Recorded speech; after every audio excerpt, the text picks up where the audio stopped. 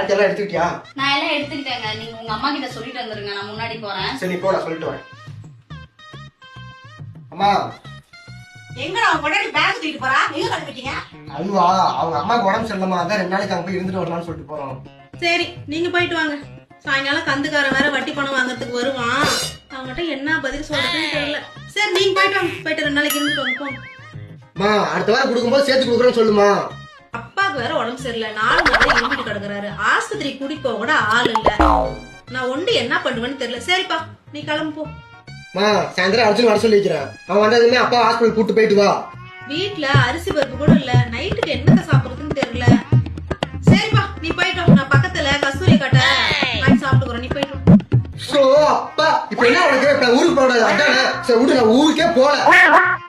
ஏண்டா கூப்பிடுறதுக்குலாம் நீ போவ, நான் பாத்துட்டு இருக்கணுமா? உன்னை விட்டுருவனா? என்னவா உங்க அம்மாக்கு? அம்மாட்டு போய் இருக்கிறதா இருந்துட்டு வா. நான் உன்னை எப்ப வரேன்னு சொல்றேன், அப்ப வந்து நான் கூப்பிட்டுக்கிறேன். கருமோ, எங்க அம்மாக்கு உடம்பு சரியில்லை, எமர்ஜென்சி தானே உன்னை கூப்பிட்டேன். உன்னை கூப்பிட்டு ஊர் சுத்துறதுக்கு உன்னை கூப்பிட்டேன். இப்ப நான் போறேன். இனிமே இந்த வீட்டு பக்கமே நான் வரமாட்டேன். நீ உங்க அம்மாவை கட்டிட்டே ஆளு. வம்சம் இல்லடி. என்ன உங்க அம்மாட்ட பேசுறதுக்கு உனக்கு கூப்பிடல, என்கிட்ட வந்து இருடிங்கிற. வம்சம் இல்லடி.